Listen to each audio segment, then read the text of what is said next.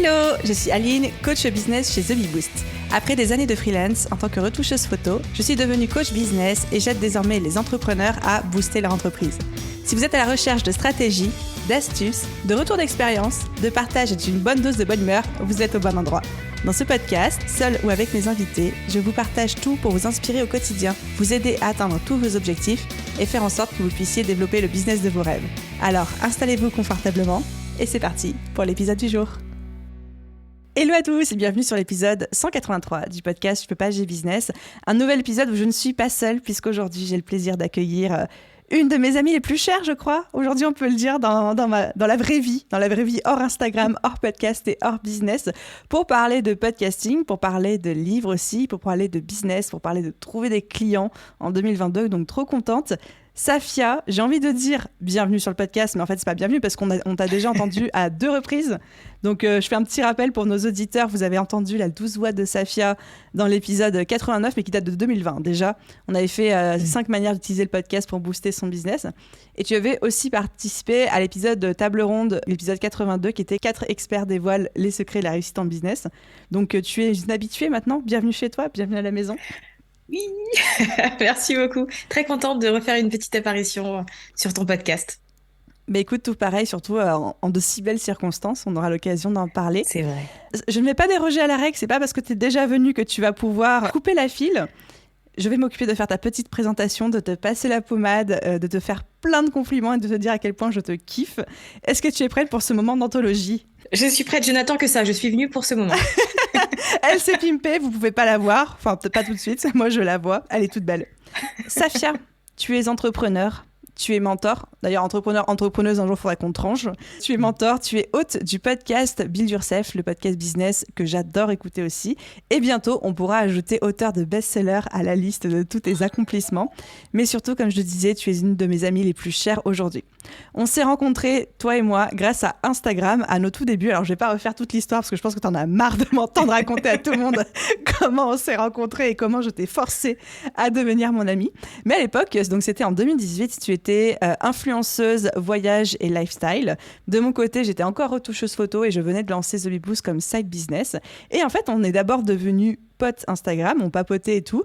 Puis on s'est rencontrés 1 fois, 2 fois dans la vraie vie jusqu'à devenir vraiment amis, à genre partir en vacances ensemble. Est-ce que je peux dire que j'ai été témoin de ton mariage ? Est-ce que c'est un secret ? Oui, tu peux. Non, c'est pas un secret. Tu m'as fait l'honneur de me demander d'être ta témoin, qui pour moi, genre, je crois, est la démonstration d'amitié et d'amour la plus importante, honorifique que tu pouvais me faire. Et j'ai vraiment pu observer depuis 2018 avec genre énormément d'admiration ton parcours d'influenceuse entrepreneuse, à formatrice, à mentor, et je suis mais genre tellement fière de pouvoir dire à tout le monde que tu es mon amie. Donc tu es une personne que j'admire énormément, d'un point de vue business, d'un point de vue mindset, sur ton attitude, ta vision. Et aujourd'hui, on t'accueille dans le podcast pour 2 choses, 2 raisons. La première, c'est déjà faire une mise à jour géante sur notre premier épisode de podcast ensemble, c'est-à-dire que trouver des clients grâce au podcast en 2020, c'était cool. Maintenant, on va faire la version 2022 et pour avoir vu un petit peu tout ce que tu vas nous proposer, il y a des trucs qu'on n'entend pas partout, donc je suis trop contente, j'ai super hâte. Et aussi parce que tu t'apprêtes à sortir ton premier livre, encore un méga accomplissement, et j'ai hâte que tu nous en dises plus. Merci beaucoup. Est-ce que tu peux faire ça tous les matins ? Pour démarrer ma journée, c'est super, tu vois, d'avoir une petite rétrospective comme ça. Moi aussi, c'est un bon rappel. Merci beaucoup pour tous ces mots et de m'accueillir ici pour parler de podcasting toujours et aussi de ce livre qui m'a donné du fil à retordre, mais dont je suis quand même très fière. Pour avoir un petit peu vécu les coulisses, ouais, ça n'avait pas l'air facile tous les jours. Ouais, c'est une expérience.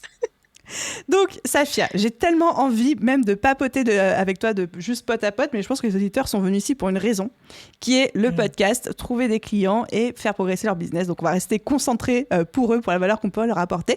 Est-ce que juste de manière un petit peu rétrospective, tu peux nous dire 3 choses que toi, de ton côté, le podcast a changé dans ton business ? Ouais, et je pense que la première chose et qui est la plus importante pour moi d'un point de vue humain, c'est qu'en fait, avant de lancer un podcast, j'étais assez isolée dans ma façon de travailler. Je connaissais pas trop d'entrepreneurs dans mon domaine. Je savais pas forcément comment aller vers eux, comment enclencher des échanges. Et en fait, avec le podcast, j'ai pu développer mon réseau de manière naturelle puisque j'ai pu faire des interviews. J'ai pu aussi aller faire des interviews sur d'autres podcasts. Et en fait, ce côté-là, pour moi, il est absolument génial parce que ça m'a vraiment sorti de ma bulle. Ça m'a permis de rencontrer plein de gens trop cool, d'avoir des super projets, des superbes collaborations et tout le tralala. Le deuxième point, je dirais, c'est que Pour moi, le podcast, honnêtement, c'est le meilleur retour sur investissement de mon business. J'adore les réseaux sociaux, j'adore Instagram, hein. Je suis une fan des stories, j'adore faire des reels, ça m'amuse de fou. Mais en fait, pour moi, c'est vraiment du macro-contenu dans le sens où la durée de vie, elle est vraiment très courte. Et parfois, ça m'embête de passer du temps sur des choses qui vont être consommées à faible dose, si tu veux. Alors que le podcast, j'ai la possibilité de produire un contenu plus profond, d'apporter plus de substance. J'ai remarqué aussi que c'est par là que la plupart des gens me trouvent. Voilà, quand je fais des sondages auprès de mes clients, des membres de mes programmes, ils viennent la plupart du temps du podcast. Donc, pour moi, ça a été une belle façon de démontrer en fait mon expertise, d'apporter plus de crédibilité autour de ce que je faisais et de me faire connaître. Et le troisième point, je dirais quand même que, alors c'est très perso aussi pour le coup, mais c'est que ça m'a aidé à être plus à l'aise dans le fait de prendre la parole, m'exprimer plus simplement. En tant qu'introvertie, je n'osais pas trop faire de vidéos, je n'osais pas trop faire de live. Et en fait, le podcast, ça m'a ouvert une porte. Et maintenant, on ne m'arrête plus. C'est-à-dire que j'ai plus aucun problème pour faire des lives, pour faire des stories, pour intervenir dans des conférences, des sommets virtuels, etc. Parce que le podcast, en fait, m'a aidé à prendre confiance. Alors au début, c'était pas fameux, hein. Mes premiers épisodes sont un peu les pires, mais en fait, ça fait partie de l'expérience, donc je les aime bien. Et c'est ce qui a contribué qu'aujourd'hui, j'ai de l'assurance dans ce que je fais, je me sens bien et j'obtiens des résultats aussi, pour le coup. J'adore deux choses que tu as dit. Bon, tout ce que tu dis, évidemment. Et puis parce que c'est aussi un petit peu ce que j'ai vécu avec ce podcast, hein, le podcast Je peux pas, j'ai business. J'aime cette notion que tu as évoquée, sur laquelle j'aimerais creuser un petit peu plus, de micro-contenu vs macro-contenu, avec des contenus qui sont facilement réalisables, très en mode entertaining, donc un peu ludique, etc., mais qui n'ont pas une portée très grande, surtout en termes de durabilité, de temps, etc. Donc là, on peut citer les Reels, même les posts sur les réseaux sociaux. VS, le macro-contenu, où l'on peut mettre le podcast, les vidéos YouTube, les articles de blog, qui ont quand même des durées de vie qui peuvent aller jusqu'à plusieurs années et nous rapporter même 10 ans encore après du trafic, des choses comme ça. Et c'est bien de faire la différence entre les deux, parce que tu vas me dire ce que tu en penses tout de suite, mais je pense qu'on peut, on peut réussir aujourd'hui en étant juste sur les réseaux sociaux, c'est-à-dire sans site, sans macro-contenu. Je ne suis pas persuadée que ce soit la solution la plus pérenne et la plus sécure. Qu'est-ce que tu en penses ?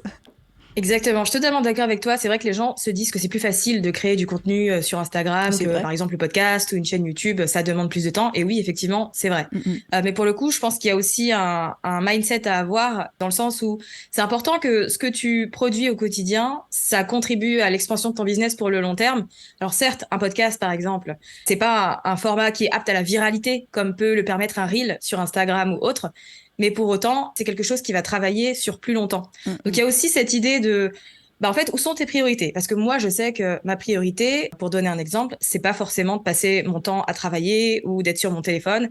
J'ai envie de vivre ma vie, j'ai envie de profiter de mes années, etc. Et donc, ça implique que je fasse des choix et que je fasse la paix avec le fait que, en fait, ma priorité et mon énergie, je le mets d'abord dans le podcast où je sais que ça va durer beaucoup plus longtemps en termes de contenu. Et alors, certes, il faut aussi de la patience.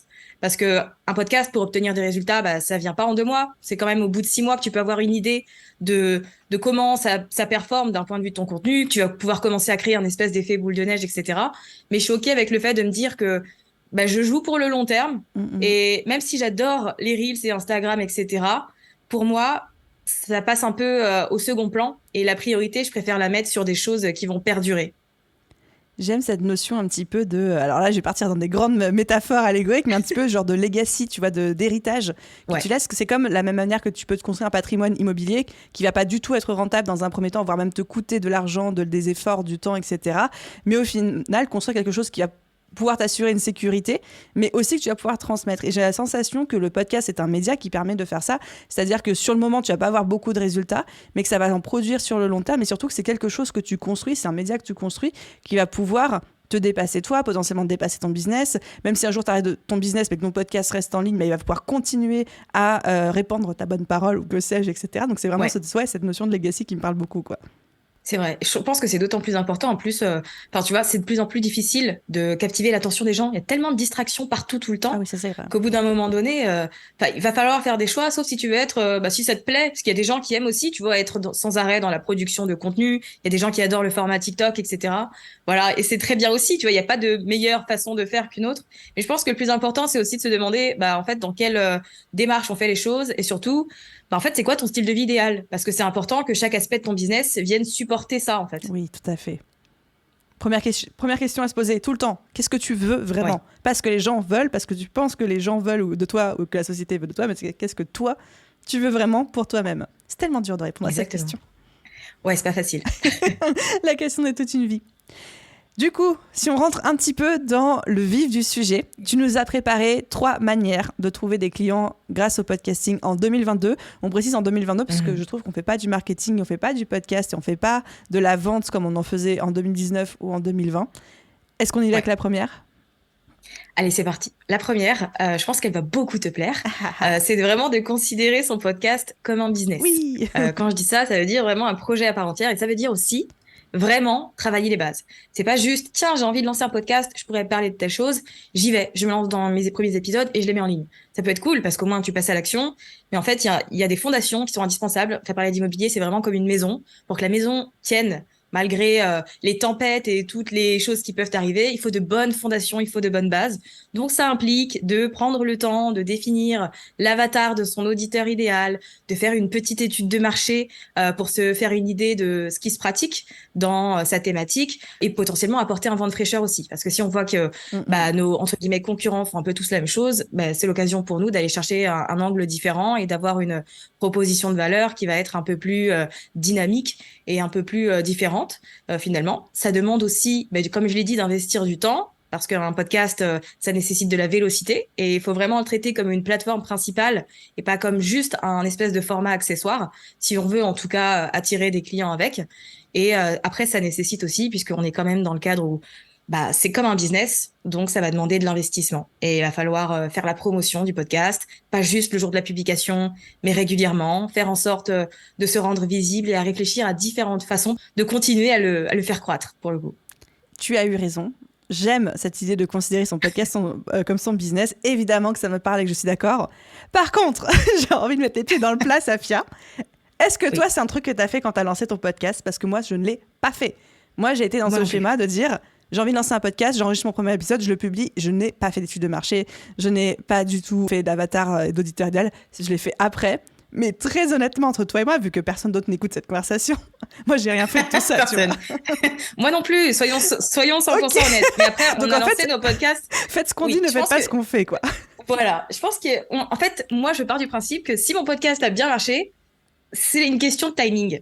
Oui. Parce que j'ai lancé en 2019 et toi tu l'as lancé en 2018 et au final il n'y avait pas tant de podcasts que ça à ce moment-là, tu vois, donc c'était vraiment une autoroute, c'était l'autoroute du bonheur pour nous parce que tu avais la possibilité d'expérimenter, de te casser la figure, de faire des tests, tu vois, le podcast n'était pas non plus le format qu'il est aujourd'hui et il n'avait pas autant de notoriété, donc c'était moins difficile de se faire une place. Aujourd'hui il y en a beaucoup plus et clairement tu peux faire comme on a fait nous et il n'y a pas de souci, hein, mais peut-être que ça va prendre un peu plus de temps que si tu prends vraiment le temps de te demander à qui tu veux t'adresser, pour qui tu le fais, quel est ton message et surtout comment tu peux faire en sorte d'apporter un angle de vue différent pour finalement te démarquer assez rapidement du reste, quoi. C'est sûr que voilà, c'était pas nécessaire il y a quelques années, mais aujourd'hui c'est un bon coup de pouce. Je suis totalement d'accord avec toi. C'était une petite manière de rigoler un petit peu ensemble parce que c'est vrai qu'on est les premières à dire ce genre de conseils, mais que autant on l'a fait sur nos business dès le départ. Enfin, moi, je l'ai fait sur The Bee Boost dès le départ. Autant le podcast, à la base, c'était tellement pas quelque chose que je pensais que j'allais tenir et qui allait se développer autant que je suis un peu allée en mode YOLO. Et comme tu le disais dans l'introduction, il y a aussi une magie d'y aller en mode YOLO. Ça prend peut-être plus de temps, mais au moins on a le mérite de passer à l'action, quoi. Exactement. C'est important de le dire parce que c'est vrai qu'il y a différents profils et qu'il y a des gens qui vont plutôt être dans ce profil-là de j'y vais et je règle les choses en cours de route et c'est OK. Et il y en a d'autres qui vont décider d'avoir une vision un peu plus claire et de se lancer. Dans les deux cas, le plus important, c'est de produire le bon contenu pour les bonnes personnes. Donc voilà, la finalité est la même. Je te rejoins totalement aussi sur le fait qu'on est dans des marchés qui sont de plus en plus sophistiqués, y compris celui du podcast. Il reste encore énormément de place à prendre. Mais ça marche de moins en moins d'y aller en mode YOLO comme nous on a pu le faire il y a 3-4 ans toutes les deux, quoi. Si je devais le refaire aujourd'hui, en tout cas, c'est sûr que je ferais les étapes que tu décris avec l'auditeur idéal, l'étude de marché, etc. Ouais, moi aussi. C'est pour ça, c'est une étape qui est pas fun, tu vois. C'est vraiment pas l'étape la plus drôle du podcasting, mais c'est quand même la base. Et je pense que même si, tu vois, tu te lances au feeling comme ça et à la va-vite, au bout d'un moment, tu vas avoir besoin de revenir dessus parce que les résultats, ils sont peut-être pas là comme tu le veux, tu vois. Et il faudra revenir un peu aux bases pour élaborer une meilleure stratégie. Clairement. Et de toute façon, même, je sais pas si tu le fais aujourd'hui, mais même moi encore aujourd'hui, à peu près tous les 4-5 mois, je me remets en cause en mode à quoi ressemble mon marché aujourd'hui, à quoi ressemble mon audience, quels sont ses besoins et comment je vais y répondre avec le podcast. Donc en fait, c'est des réflexions que tu gardes constamment dans ton business et puis dans ton podcast aussi. Ouais, c'est important de pas se reposer sur ce qu'on fait depuis X temps parce que, comme tu l'as dit, hein, tout évolue très vite dans notre domaine. Donc, c'est important pour nous de rester à jour au-delà de ce qui se fait, des tendances et tout le tralala. J'adore ce premier conseil. Vas-y, abreuve-nous du deuxième. Conseil numéro 2, en rapport avec le podcasting, bien évidemment, c'est de produire et de partager un contenu qui soit à la fois profond et prolifique. Alors, ça veut Intéressant dire tes choix forcément... de mots. J'ai hâte que tu Ouais, décrives un petit peu parce que quand j'ai lu ça, je me dis profond et prolifique, ce ne sont pas des mots que j'ai l'habitude de lire en parlant de business, de contenu et de ouais. podcasting. Donc vas-y, dis-nous en plus. Exactement. Et c'est pour ça que je dis que quand tu décides de lancer un podcast, il faut vraiment que ce soit une priorité, parce que pour que ça fonctionne et pour que tu fidélises les gens, tu leur donnes envie de venir, en fait, de t'écouter, Mm-mm. et surtout de rester. Il faut que ton contenu, bah, il ait de la substance et que tu sortes un peu, si tu veux, du mindset de fast-food de contenu qu'on peut avoir sur les réseaux sociaux, par exemple, où là, c'est des choses un peu plus instantanées, peut-être un peu plus nichées. Voilà, c'est des petits trucs qui vont se consommer assez rapidement. Dans le podcast, pour moi, c'est différent. Donc, ce que j'entends par profond, c'est que, en fait, il faut prendre le temps d'expliquer les choses avec de la substance et il faut apporter plus de matière et d'explication au concept qu'on a envie d'apporter. Mhm. Moi, j'aime bien dire que pour trouver un contenu qui soit profond, il faut certes avoir une bonne conscience, comme j'ai dit, de son avatar de client idéal, mais aussi, comme j'ai dit tout à l'heure, il y a une petite étude de marché à faire qui est intéressante parce que si tu as une idée de la façon dont tes concurrents abordent le sujet, bah, toi, tu peux y aller d'un point de vue totalement différent et apporter ta sauce secrète pour que ta vision soit novatrice, pour que tes explications soient beaucoup plus claires, parce que tu apportes des métaphores, tu apportes des histoires, etc. Donc il y a vraiment cette idée de bah, plus tu crées un contenu qui va apporter vraiment de la matière, plus tu vas rendre les gens entre guillemets accros, et c'est là qu'ils vont avoir envie de binger tes épisodes et qu'ils vont pas en écouter juste un, mais deux, trois, voire tous tes épisodes sur une durée précise. Alors ça implique forcément, quand je dis contenu profond, d'apporter de l'intention dans ce que tu fais et vraiment de te poser, comme tu l'as dit. Bah, en fait, au-delà de juste, tiens, quelle direction je veux donner à mon podcast, c'est aussi potentiellement chaque mois, de quoi je parle ce mois-ci, quels sont mes objectifs business, puisque du coup, le podcast va être aligné à ça, et comment je peux faire en sorte que les gens se disent, dans mon contenu gratuit, c'est absolument génial. Je me demande du coup ce qu'il y a dans son contenu payant. J'ai tellement appris Mm. là que c'est sûr que son contenu payant, il va être fou et que je vais apprendre encore plus de choses. Et je sais que c'est une notion à toi qui te tient beaucoup à cœur, cette notion d'over delivery. Elle est hyper importante dans le podcast. Si tu veux que les gens te fassent confiance et restent et soient là au rendez-vous, il faut pas avoir peur en fait de donner. Et il faut se dire aussi que pour recevoir, ça passe aussi par ce côté-là. Et ce que j'entends par prolifique, c'est-à-dire que en fait, on doit limite en avoir marre de te voir un peu partout. Donc déjà, tu respectes ta fréquence de publication. Si tu décides que tu diffuses une fois par semaine, tu tiens ce rythme tant que tu peux. Ça nécessite encore une fois de faire du podcast une priorité. Et tu fais aussi en sorte de te rendre visible ailleurs. Donc, si tu es sur les réseaux sociaux, il faut qu'on entende parler de ton podcast. Il faut que dès qu'on arrive sur ton profil, on sache que tu as un podcast et qui parle de ça et qu'on peut aller écouter de telle manière. Quand on t'écoute sur des interviews, faut que ce soit aussi intéressant. Et en fait, il faut qu'on commence, limite, pas en avoir marre de voir ta tronche ou de d'entendre ta voix, mais qu'on sache identifier qu'on t'ait déjà vu. Mm. Qu'on sache quel est ton domaine, qu'on ait une idée de ce à quoi tu ressembles, ce genre de choses, ça joue aussi beaucoup. Et donc ça, si je dois corréler ça directement avec le trouver des clients, en fait, les clients vont venir quand on fait du contenu profond et prolifique parce qu'on apporte plus de valeur que les autres, parce qu'on apporte de la valeur différemment des autres, parce qu'ils vont vouloir découvrir ce qui se cache derrière tant de contenu gratuit de si grande qualité. Il y a d'autres choses ou c'est ça? C'est exactement ça. Et je pense que une phrase que j'aime bien dire et que je pense qu'il est important de rappeler aussi ici, c'est que les gens qui écoutent des podcasts, en fait, ils écoutent des podcasts. Donc il y a aussi cette idée que Merci Safia pour cette phrase profonde qui va être gravée dans nos mémoires. mais pour rebondir sur le côté interview, si tu veux attirer des clients sur ton podcast, va sur d'autres podcasts parce qu'ils sont déjà là en fait, ils sont déjà sur ce format, ils savent comment ça fonctionne et tu vois, ils ont déjà cette habitude de l'inclure dans leur quotidien. Donc fais en sorte aussi, fais cette démarche d'aller un peu vers les autres. Bon, ça va corréler avec mon point numéro 3, je spoil un peu, mais il y a vraiment cette idée de ouais, faut que tu te rendes incontournable, et que tu deviennes une référence et que on sache qui tu es, ce que tu fais, et que ce soit synonyme de qualité, tu vois. Et en fait, à chaque fois que j'écoute un épisode, je vais apprendre quelque chose. Et je pense qu'il y a aussi, au-delà de juste apporter de la valeur et un concept, de se demander comment est-ce que je peux faire en sorte qu'à la fin de mon épisode, les gens passent à l'action. et ait de quoi, au-delà de juste écouter, qu'il puisse vraiment se dire, tiens, je vais faire ça parce qu'elle m'a donné les clés et je sais que en 3 ou 5 étapes, j'ai la possibilité d'obtenir tel résultat.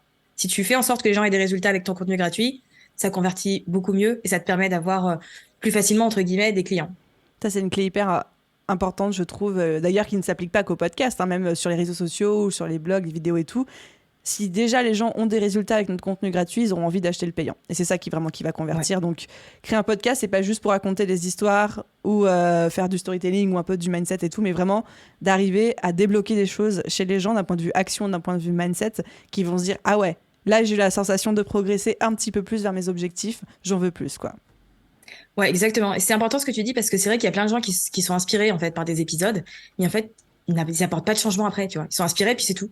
Ils retournent à leur petite vie, à leur petit quotidien. Et je pense que le truc qui manque, c'est vraiment cette idée de comment est-ce que tu fais pour que les gens se sentent investis et se disent je vais le faire aujourd'hui parce que j'ai les clés et que ça a pas l'air si monstrueux que ça, tu vois. Et ça, je trouve que tu y arrives extrêmement bien dans ton propre podcast et dans ton contenu.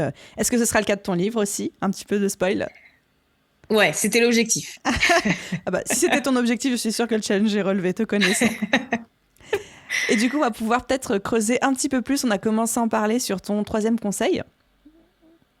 Ouais, pour approfondir sur le côté interview, pour moi, c'est un excellent moyen de trouver des clients. Et avant de juste passer dans le détail de comment on fait pour décrocher les interviews, ce qui est important, etc., il y a l'aspect mindset que je trouve hyper intéressant parce que s'il y a une peur que je vois beaucoup revenir auprès des gens avec lesquels je travaille, quand je leur dis, pourquoi pas aller démarcher des podcasts pour commencer à te faire connaître, en fait, il y a toujours cette peur de mais qu'est-ce que je vais leur apporter? Tu vois, cette question de la légitimité, le fameux syndrome de l'imposteur, etc., Qui il se suis-je réveille pour prendre la souvent. parole? Exactement. Et qui suis-je pour venir parler de telle chose? En fait, c'est ce que tu fais, c'est ton travail, c'est ce que tu abordes dans ton podcast tout le temps. Et il faut vraiment partir de cette idée que très souvent, on aborde les choses avec notre vision et notre position d'expert dans ce que l'on fait. Et donc, on part du principe que tout le monde a les mêmes connaissances et que on n'a pas forcément grand-chose à apporter. Les gens ne vont pas se sentir satisfaits de ce qu'on a à dire. Alors, faut pas oublier que si on intervient sur notre domaine d'expertise auprès d'une audience ou d'un podcast qui a une thématique complémentaire à la nôtre, en fait, il faut partir du principe que dans ces gens-là, il y a des gens qui n'ont pas de connaissances. Alors, je suis sûre qu'il y en a qui savent plein de choses, mais il y en a qui n'y connaissent absolument rien. Et pour eux, c'est un bon moyen d'apprendre. Donc, il y a vraiment cette idée de quand tu vas pour décrocher des interviews, tu le fais pour toutes les personnes qui sont là sur cette terre, qui sont à la recherche d'une solution comme celle que tu as, mais qui ne savent pas encore que tu existes. Donc voilà, faut surmonter un petit peu ces petites peurs. Et puis pour les fois où les gens vont vous dire non et vont pas accepter forcément votre proposition sur un podcast, en fait c'est pas grave, c'est pas la fin du monde. Il y a plein de podcasts et c'est aussi la possibilité pour vous de continuer à vous améliorer de votre côté et à travailler. Et puis au bout d'un moment, il y a peut-être des gens qui vont aussi venir vous chercher et vous démarcher pour vous ramener chez eux. Et là, c'est encore mieux. Mais voilà, faut aussi se dire que le non, ça fait partie de l'expérience. Ça n'a rien de personnel. Peut-être que la thématique ne convenait pas ou que la personne est bookée. Mais voilà, faut sortir un peu de sa personne de ce côté-là. Ensuite, d'un point de vue pratique, puisque les interviews, pour moi, c'est un grand élément. Je sais pas quelle est ta vision par rapport aux interviews en podcast, notamment le fait d'aller en faire ailleurs. Non, je pense qu'il est déteste comme le ça, mien. j'en fais jamais, je suis contre. Je fais partie de ces gens que tu ne peux pas me voir en dehors de mon propre podcast, tu vois. Je suis invisible ailleurs. Exactement. C'est vrai qu'on n'entend jamais parler Non, David, non, de The The Bee Bee Boost, Boost. inconnu au bataillon. On sait pas qui c'est celle-là. Effectivement, c'est un très beau tremplin de visibilité, mais ça nécessite quand même quelques petites astuces pour décrocher les bonnes interviews et surtout décrocher des oui. Ce que je remarque la plupart du temps, et notamment auprès des emails que moi je reçois, c'est qu'en fait les gens m'envoient des emails où ils ne parlent que d'eux. Ils parlent de leur histoire, ils parlent de ce qu'ils font, etc. Et c'est absolument génial. Mais en fait, moi en tant qu'hôte, à chaque fois que je prends une décision, c'est en pensant à mon auditeur idéal. Et donc, la clé qui peut vraiment tout switcher, c'est juste de mettre en avant les bénéfices que vont tirer les auditeurs de mon podcast, par exemple, si je reçois la personne. C'est surtout ça la grande question et c'est ce qui nous intéresse. On s'en fout que vous ayez 300 abonnés sur Instagram ou que vous ayez une chaîne YouTube à 200 000 abonnés, etc. En fait, vraiment, ça n'a aucun fondement si, dans le fond, les auditeurs, ils vont rien tirer de ce que vous avez à dire. Ils sont pas là juste pour écouter une histoire, mais pour vraiment avoir quelque chose à apprendre et à mettre en place, notamment quelque chose que bah, l'autre n'est pas en mesure de leur donner parce que c'est pas forcément son domaine d'expertise. Donc, je dirais de mettre en avant les bénéfices au fait de vous recevoir, surtout de suggérer des idées, en fait. Hmm. Trois, quatre idées pour montrer que bah, vous avez fait vos recherches, que vous avez vu que votre domaine d'expertise n'était pas forcément abordé et que du coup, bah, vous pouvez apporter votre pierre à l'édifice. Mais on aime bien en général parce que ça nous fait gagner du temps. Et si c'est un truc qui est un peu, voilà, qui est qualitatif et on se dit les gens vont vraiment apprécier, il y a peu de chances qu'on dise non. Et pour le coup, je pense vraiment que pour moi, la clé, c'est vraiment ça, sortir de soi et de sa présentation. Bien sûr, c'est bien aussi de se présenter et de dire ce qu'on fait, mais juste montrer à l'autre qu'on a fait nos recherches et qu'on sait ce qui va plaire à ses auditeurs et qu'on a des suggestions d'idées. Voilà, pour moi, ça fait toute la différence. Et c'est vrai que dans le jeu des interviews, on va dire, on le sait, tu vois. On sait que si moi j'ai sur le podcast de quelqu'un ou que quelqu'un me demande de venir sur mon podcast, c'est pour la visibilité que ça va lui apporter. Ça, je veux dire, c'est Mhm. tout le monde le sait, tout le monde en tire un bénéfice. Le bénéfice de l'invité, c'est la visibilité. Le bénéfice de l'autre, c'est d'avoir un contenu d'expertise qu'il n'a pas, ou même un contenu, tu vois, comme là on est en train de faire l'interview. Moi, ça me demande 10 fois moins de travail que quand je fais un épisode solo, Oui. tu vois. Donc ça me facilite mon travail d'autres de podcast aussi. Par contre, en dehors de ça, un podcast n'est pas un panneau publicitaire géant gratuit pour nous. Et Ouais. c'est vrai que c'est l'erreur aussi on reçoit beaucoup de mails chez The Bee Boost de est-ce que je peux venir sur ton podcast? Et en fait, c'est que des mails de démarchage de presse où j'ai juste l'impression que la personne veut un espace publicitaire gratuit pour venir raconter son histoire et partir en se frottant les mains, tu vois. Et c'est pas Exactement. ça qu'on recherche. Nous, on veut quelqu'un qui va venir apporter de la valeur à notre audience. Si tu me montres pas que tu connais mon audience, si tu ne me montres pas que tu as quelque chose à leur apporter, je n'ai aucune raison de te faire bénéficier de ma visibilité, quoi. Et donc, comme tu le dis, c'est bien d'avoir ça en tête en démarchant un podcast. Ouais, parce que c'est cool de décrocher des interviews et que c'est un excellent tremplin de visibilité. Et voilà, il y a quand même une préparation à faire Mm-mm. pour que ça fonctionne. Et c'est vrai que cet aspect-là, qui est trop négligé, est quand même le plus important à mon sens. C'est un peu la porte d'entrée, quoi. Ouais, en fait, il y a tellement de personnes qui le font pas encore que je t'avoue, moi, les rares fois où j'ai quelqu'un qui me dit voilà tout ce que j'ai repéré sur ton podcast, voilà comment on pourrait l'aborder, voilà qu'est-ce que ça apporte à ton audience, déjà là, j'ai envie de l'accueillir juste pour lui dire bravo d'avoir fait tes recherches, quoi. C'est vrai, moi aussi. J'ai envie d'adresser, pareil, une grosse question qui, je sais, est en train de popper chez nos auditeurs qui disent ouais, c'est trop cool le podcast, ça fait longtemps que j'y pense. En plus, Safia, tu es connue maintenant pour être formatrice dans le monde du podcasting. Tu as une formation, je crois qu'il y a plus de 400 personnes que tu as formées. Le chiffre a augmenté. On a dépassé les 450 la semaine dernière. Magnifique. Plus de 400 personnes, 450 personnes qui lancent leur podcast grâce à toi, donc tu es une autorité dans le domaine. Mais est-ce que c'est vraiment fait pour tout le monde? Quid des personnes qui se disent « je suis pas à l'aise derrière un micro » Quid des personnes qui se disent « bah oui, mais mon audience à moi n'écoute pas de podcast. Est-ce que si moi je veux lancer un podcast, je peux quand même le faire ?» Enfin voilà, tout ce genre de questionnement. Alors, dans le fond, vraiment, d'un point de vue conviction, je pense sincèrement que c'est adapté à n'importe quel business, mais que le plus important, ça va être l'angle qui va être choisi Mm. par rapport à la thématique. Cependant, je tiens quand même à préciser que c'est un format qui est hyper efficace et d'autant plus performant pour les coachs, les freelances, les prestataires de services et les créateurs de contenu. Pour eux, pour moi, c'est le format le plus adéquat et qui demande, entre guillemets, d'un point de vue format profond, le moins de temps par rapport à une chaîne YouTube où tu as besoin de te préparer, etc. Mais je pars du principe que, voilà, à partir du moment où tu as un domaine d'expertise, où tu as une activité, que tu as envie de la faire connaître, il y a moyen de faire un podcast. Mais voilà, comment est-ce que tu vas aborder les choses? Comment est-ce que tu vas décider de traiter ton sujet? Ça fait vraiment toute la différence. Il y aura Mm. peut-être plus de recherche pour un e-shop, par exemple, que pour un coach d'un point de vue production de contenu, parce que dans ton e-shop, bah, je sais pas, l'angle va peut-être être différent, peut-être que tu vas aussi décider de faire un podcast de marque, et du coup, ce sera bah, non seulement toi qui vas gérer le podcast, mais aussi d'autres membres de ton équipe, et ça va être vraiment un projet collaboratif. Il y a vraiment une réflexion à avoir dessus, et pour le coup, je pense sincèrement que ça s'adapte à tout type de job. Et quand on a une audience qui n'écoute pas spécialement de podcast, parce que en fait, on a l'impression que c'est très développé, mais au final, en France, il n'y a pas tant de Français sur ça qui en écoutent. C'est pas comme s'il y a 6 Français sur 10.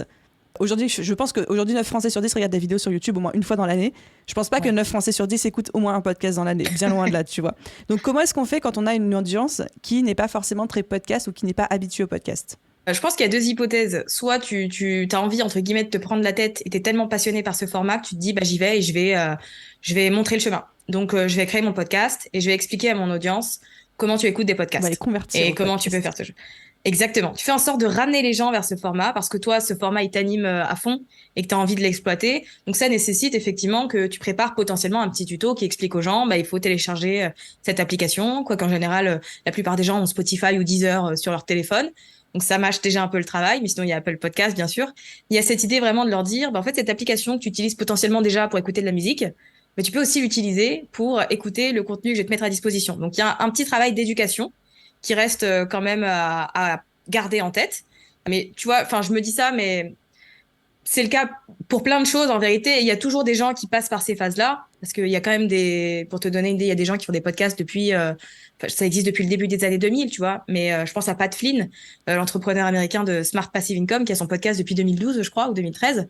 En fait, à ce moment-là, même aux États-Unis, il n'y avait pas tellement Oui, de il y a gens qui personne qui écoutaient écoutait des les podcasts. podcasts. Les gens écoutaient la radio à Voilà. l'époque. Voilà. Donc, il a fait ce travail, lui, d'éduquer les gens là-dessus. Et aujourd'hui, c'est un des podcasts les plus téléchargés dans le monde, dans la catégorie business. Mais il y a eu vraiment cette idée il s'est pas laissé abattre par le fait que c'était un format nouveau et novateur et que les gens savaient peut-être pas ce que c'était ni comment ça marchait. Et après, il y a l'autre côté de se dire, est-ce que j'ai envie de faire ça? Parce que, comme j'ai dit, voilà, il y a deux aspects du spectre. Soit t'es chaud et tu montres aux gens comment on fait, soit dans ce cas-là, pour toi, ça semble être trop de travail. Et du coup, honnêtement, je pense qu'il n'y a pas forcément besoin de se forcer si on n'est pas prêt à s'investir dans le podcast et qu'on a ce sentiment que, on y va un peu déjà à reculons, bah, c'est peut-être pas la bonne idée parce que ça va pas durer. Et au bout d'un moment, le podcast, il va pod fade, comme on appelle, et qui va être abandonné, en fait, parce que Moi, je on connaissais n'était pas le pas pod fail comme. Pod fade, ouais, c'est quand tu abandonnes ton podcast parce que bah t'as plus le temps, c'est pas ta priorité, ou tu sais plus quelle suite lui donner. Et donc il y a plein de podcasts sur Apple Podcasts qui vont pas au-delà de 10 épisodes pour ça, parce que les gens sont pas assez, tu vas préparer. Et donc il y a ce côté-là. Est-ce que tu es prêt à faire le travail d'éduquer ton audience ou pas? Les deux sont OK, mais il faut que toi tu sois en accord avec ça aussi, je pense. J'aime beaucoup que tu aies cité Pat Flynn parce que si aujourd'hui, votre audience, là je parle aux auditeurs, si aujourd'hui votre audience n'est pas forcément amatrice de podcast, ou si vous vous remarquez pendant votre étude de marché qu'aucun de vos concurrents n'est sur le podcast, ça peut être pris comme un signe de c'est pas le bon format pour moi, mais ça peut aussi être pris comme le signe de je peux être le précurseur là-dedans, comme Pat Flynn l'a été. Exactement. Alors ça demande beaucoup de travail, beaucoup de croyance en soi-même et d'estime de soi-même parce qu'il y a une petite traversée du désert qui va être assez hard, mais Exactement. ça peut être récompensé par le fait qu'on devienne numéro 1 ensuite dans la thématique parce qu'on a été le premier présent, quoi.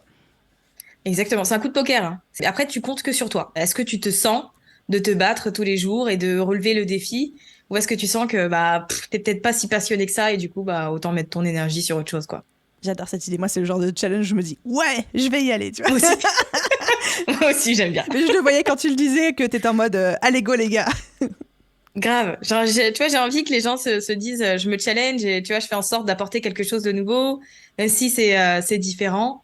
Enfin, je trouve ça trop cool. Je vais faire une parenthèse Vas-y. que tu vas peut-être pas garder dans l'épisode de podcast, mais en fait, j'ai une des membres de Build Your Podcast qui a suivi la BSB cette année et qui a pris une bifurcation totalement différente. Au lieu de lancer son podcast, elle se lance comme podcast manager. Oh, Et trop en bien. fait, il y en a pas tellement en France, tu vois.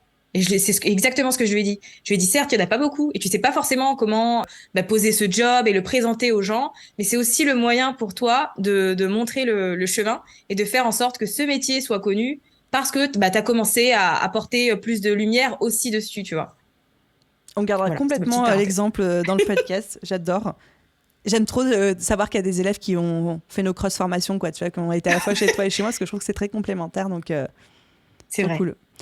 Ok, et pour toutes les personnes du coup qui aiment relever les challenges comme nous et qui se sont dit ouais, ça y est, j'y vais, je suis prête, tellement motivée et tout, par où on commence? Ok, mais par où je commence?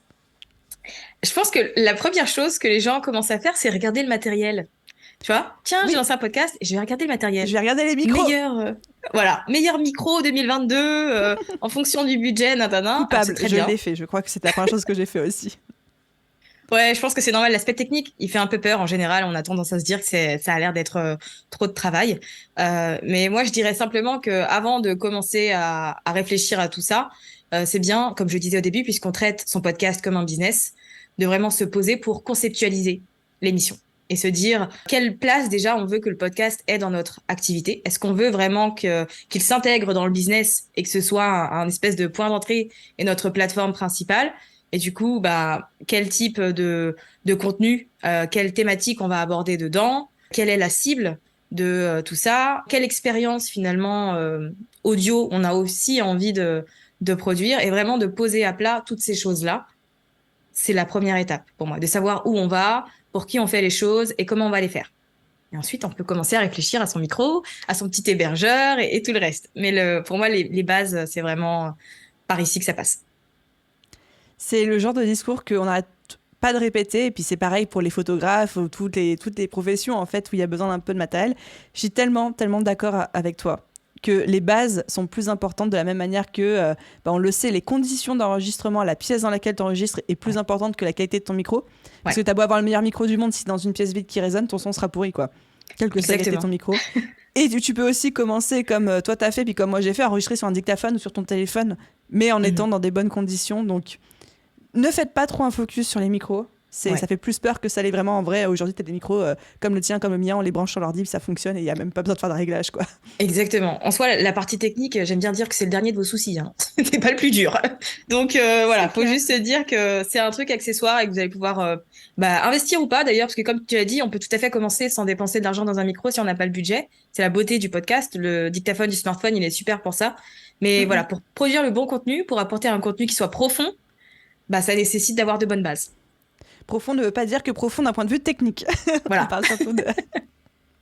Est-ce que ça, c'est le genre de choses dont tu parles dans ton livre, le matériel, comment choisir aussi quand même?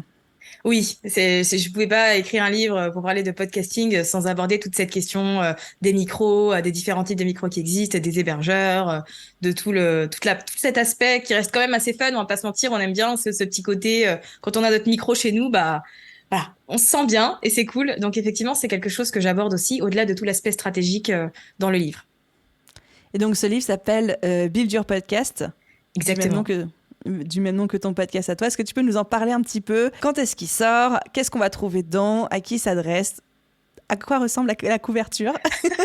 On veut tout savoir. Ouais, la couverture est très girly pour le coup, mais ça me va bien parce qu'au moins ça va détonner dans les rayons business, tu vois, des librairies. C'est un livre que tu as remarqué parce qu'il est pas aux mêmes couleurs que les autres. Donc très beige, un peu de rose, un peu de marron. Voilà, c'est un peu. Tes couleurs à toi aussi. Voilà, c'est ce qui me représente pour le coup. Donc effectivement, il y avait cette idée de. J'aime beaucoup le podcast, c'est vraiment une passion, et j'avais vraiment cette envie de contribuer au fait qu'il soit beaucoup plus visible dans la sphère francophone. Parce que certes, il commence à se faire connaître, mais pas encore assez à mon goût.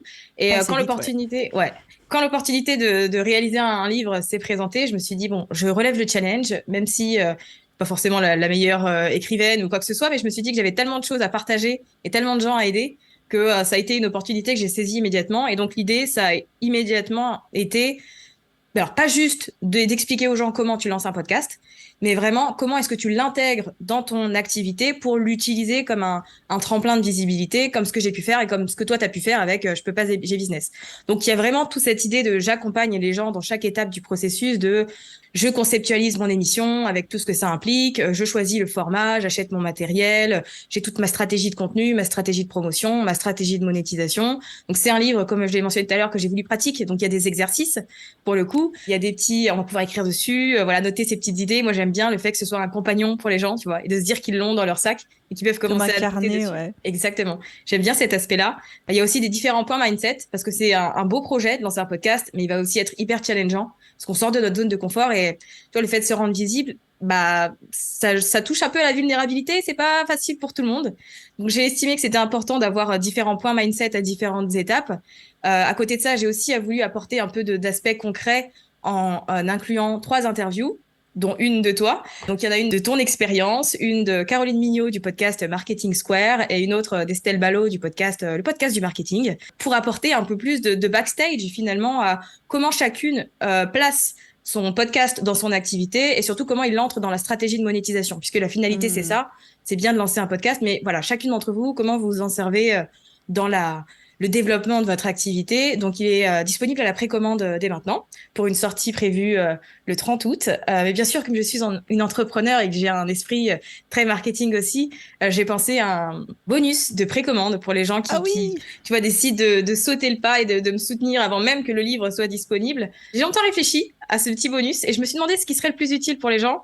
Et j'ai eu l'idée quelques jours avant qu'il soit dispo à la précommande et j'ai décidé de créer des épisodes de podcast privés qui vont venir compléter le livre et qui vont expliquer, alors c'est 3 épisodes sur quoi tu te concentres pour atteindre tes premiers 10 000 téléchargements. Ensuite, un autre épisode qui t'explique sur quoi tu te concentres pour passer de 10 000 téléchargements à 100 000. Et ensuite, un autre épisode de 100 000 à 500 000 pour que vraiment les gens puissent se dire, alors j'ai toutes les connaissances du livre et dans la pratique, voilà ce sur quoi je travaille maintenant puisque j'en suis à cette étape-là. Donc, c'était un peu l'idée, du coup, pour remercier les gens qui sautent le pas et qui décident de prendre Build Your Podcast en précommande. Alors, attends. Que je comprenne bien. Donc, le jour où cet épisode sort, on sera le lundi 22 août 2022. Le livre est en précommande jusqu'au 30 août, date officielle de sa sortie. Donc, une semaine, ça va aller très, très, très vite. Ouais. Comment est-ce qu'on peut précommander et être sûr de recevoir ces podcasts privés? Comment est-ce que toi, tu sais qui a précommandé, qui a acheté le 30 août En fait, il suffit juste Alors, j'ai créé une page qui regroupe toutes les informations, qui est à l'adresse safiagourari.fr/livre, tout simplement. Et en fait, il y a les liens directement pour aller précommander le livre. Et il y a aussi le lien d'un formulaire. En fait, il faudra juste nous envoyer un petit mail avec la capture d'écran de reçu de commande, finalement. Et ensuite, nous, on débloque l'accès. C'est vraiment très simple. Il y a juste... parce que j'ai pas la possibilité de traquer chez Amazon comment ça se passe, mais juste avec une petite capture d'écran, voilà, je pars du principe que c'est suffisant. Donc, il faudra juste m'envoyer tout ça. Et ensuite, l'accès au bonus sera débloqué immédiatement, pour le coup. Bah écoute, moi ça me parle trop parce que je te l'ai dit, j'ai précommandé ton livre ce matin, donc juste avant qu'on enregistre cet épisode, nous sommes actuellement le 2 août, donc tu vois, on est un petit peu en avance. Je n'avais pas connaissance de ce bonus, je vais m'empresser d'aller envoyer mon reçu de commande pour avoir ça, et donc je mettrai le lien effectivement de safiagourari.fr/livre pour tous ceux qui voudraient aussi bénéficier de ça. N'oubliez pas, si vous précommandez votre livre avant le 30 août, d'envoyer le petit mail pour débloquer cet accès. J'ai hyper hâte de découvrir ces 3 épisodes, du coup. Avec grand plaisir. Merci en tout cas de m'avoir donné l'opportunité de parler de podcasting et de ce livre qui, comme j'ai dit un petit peu au début, c'est pas un exercice facile, mais c'est vraiment cool de se dire « Ah, j'ai écrit un livre quand même !» Mais écoute, du coup, c'est une petite dernière question que j'ai pour toi, qui est un petit peu une question off du sujet aujourd'hui, mais qui m'intéresse vraiment de manière très, très naïve, j'ai envie de dire. Commencer d'écrire un bouquin quand on est entrepreneur et qu'on fait tourner quand même un gros business à côté. Comment tu as vécu cette expérience? Franchement, c'est pas facile. C'était un peu le chaos au début. Parce que, comme tu l'as dit, on a un job en fait. On n'est pas auteur. Donc, il y a une entreprise à continuer de faire tourner, en plus d'écrire un livre. Donc, il y a vraiment une période, je pense, où il faut se poser et réfléchir à l'organisation que tu vas accorder et te dire, bon, bah, j'accorde tant d'heures par semaine à l'écriture de mon livre et je vais avancer dessus. Et donc, de se dire, bah, quand c'est alloué, je travaille dessus et j'avance et je fais en sorte de gérer les deux. Après, c'est sûr que c'est hyper challengeant. Je vais pas dire que tout était parfait parce que j'avais aussi, tu vois, dans le processus de diffusion d'un livre, il y a énormément de parties qui entrent en jeu. Donc, il y a la maison d'édition, certes, il y a la graphiste qui va faire la couverture, il y a l'imprimeur, il y a la correctrice. En fait, il y a plein de gens. Donc, tu es obligé de respecter les deadlines. Et donc, toi, bah, parfois, j'avoue que j'ai sacrifié un peu de ce que j'avais à faire pour mon activité au profit du livre. Et j'étais dans cette idée de me dire, bon, bah, c'est pas grave, puisque de toute façon, bah, le business tourne quand même un peu. Voilà, le podcast est toujours actif. Il y a des petits tunnels de vente, il y a des petits freebies qui sont en ligne, etc. Donc, je fais le maximum que je peux faire avec le business. Mais à un moment donné, la priorité, c'était quand même le livre. Et le fait qu'on me dise, tiens, on t'envoie ton manuscrit corrigé, il faut que tu nous le renvoies demain avant 18h et que tu relises toutes les coquilles. Je me disais, OK. Donc là, je pose tout. Et puis, je me mets dessus. Alors, c'est pas facile. Des fois, t'es un peu en stress. Mais il y a vraiment cette idée faut y accorder du temps. Faut vraiment se faire de la place dans son calendrier, dans son agenda et se dire, bah, c'est un projet important. J'ai besoin de respecter toutes les deadlines pour que tout le monde suive derrière. Donc voilà, c'est pas facile, c'est pas très rigolo non plus à certains moments. J'avoue que j'ai été un peu en PLS des fois, mais ça reste un projet qui est très cool. Et quand je pensais au résultat final et au fait de me dire que les gens vont avoir mon livre dans leurs mains, il va les aider à lancer un podcast pour leur business, bah ça me permettait quand même de rester motivée, tu vois, dans ce que je faisais. Est-ce que tu confirmes le fait, parce que tous mes amis et toutes les personnes que je connais qui ont écrit un bouquin m'ont dit plus jamais je refais. Puis après, en fait, ils en refont un. C'est un peu comme les gosses, tu vois. Dès que tu viens d'avoir le premier, tu dis plus jamais, je m'arrête là, c'est trop de boulot, trop machin. Puis après, finalement, t'en es où là aujourd'hui? Franchement, alors j'ai eu cette phase où je me suis dit, bah en fait, si j'avais su que ça impliquait tout ça, je l'aurais pas fait maintenant. Genre, c'était peut-être pas le bon moment d'un point de vue business pour me lancer dans l'écriture d'un livre. Est-ce que ça aurait été vraiment le bon moment à un moment, quoi? Voilà, c'est ça. Je pense qu'à partir du moment où tu sais comment ça se passe derrière, bah t'as pas la même tu vois, vivacité et le même dynamisme et la même adrénaline. Donc, j'ai eu cette période où je pouvais plus me le voir, mon livre, tellement je l'avais lu et relu et relu. Mais aujourd'hui, je me dis, OK, peut-être que je pourrais écrire un autre livre dans quelques années sur une thématique peut-être un peu différente. Alors, pas tout de suite, bien sûr. Mais effectivement, maintenant, la porte est ouverte, même si j'ai eu cette période de rejet de, oh là là, j'en peux plus. Trop cool, merci de partager un petit peu les backstage avec nous, c'est passionnant, je trouve, à chaque fois. Mais avec plaisir. Je pense que c'est bien aussi de dire aux gens que c'est cool de sortir un livre. Et voilà, c'est pas non plus toujours tout rose. C'est comme le business, hein. C'est cool d'être entrepreneur. C'est pas non plus la vie de transat et voilà, de vacances toute l'année. C'est clair, sinon ça se saurait. C'est clair. Safia, un immense merci d'être venue partager tout ça sur le podcast. Félicitations pour ton livre. Donc évidemment, je mettrai tous les liens qu'on a cités, y compris ceux de précommande et celui avec le formulaire pour ceux qui vont précommander, parce que je sais qu'il y en aura plein. Tout sera dans la description. Où est-ce que les gens peuvent te contacter pour te dire à quel point ils ont adoré cet épisode et t'encourager pour la sortie de ton bouquin? Ben, sur Instagram notamment, @Safia Gourari. Je pense que c'est la plateforme principale sur laquelle il est plus facile de m'écrire. Sinon, on peut aussi m'écrire par mail directement à l'adresse bonjour@Safia Gourari. Je suis encore de ces personnes qui lisent et répondent à leurs emails parce que j'adore et que ça me prend. Je ne suis pas du tout visée par ça. Ah non, c'est pas un tic, mais c'est vrai que j'en fais un. Je sais que toi, c'est tes DM Instagram, par exemple. Moi, Ouais, c'est mais les les mails. mails, je suis pas, je parle même pas de LinkedIn, hein. LinkedIn, j'y vais plus. J'ai fait un rejet, je fais un déni. Je fais l'autruche sur LinkedIn, tu vois. Oui, je fais un peu pareil. Mais Instagram, c'est le plus simple, pour le coup. C'est vrai. Eh ben écoute, je mettrai le lien de ton Instagram aussi. Merci beaucoup, en tout Un cas. grand merci pour tout. Passe une belle journée. Et puis du coup, hâte de suivre le lancement de ton bouquin et vivement qu'on puisse trinquer au best-seller, quoi. Grave. Merci beaucoup. À très vite. À très vite. Salut. Et voilà les amis, j'espère que cet épisode vous a plu. Ce que j'en retiens avant tout, c'est la puissance du podcasting pour développer un business, qui est un format, même si nous, on a l'impression qu'il est surdéveloppé, surreprésenté dans nos milieux professionnels, dans le milieu de l'entrepreneuriat. Au final, il y a très très peu de personnes sur l'échelle francophone, sur l'échelle de tout le monde, qui en écoutent. Et croyez-moi, il y a encore énormément de possibilités, de place à prendre sur le marché. Donc pour tous ceux qui seraient intéressés, pour tous ceux qui veulent aussi découvrir le livre de Safia, les précommandes sont là jusqu'au 30 août. Et après le 30 août, vous pouvez l'acheter sur toutes vos plateformes habituelles, que ce soit Fnac, Amazon, Libraire.fr ou dans vos librairies préférées. Je mettrai absolument tous les liens en description de cet épisode de podcast. Et si vous voulez faire un petit feedback, vous savez comment faire. Vous pouvez laisser une note et un commentaire sur votre plateforme d'écoute. Merci à tous ceux qui le font. Et à vous tous, je vous souhaite une merveilleuse journée, soirée, après-midi, nuit, où que vous soyez. Et je vous dis à très vite pour un prochain épisode. Bye tout le monde!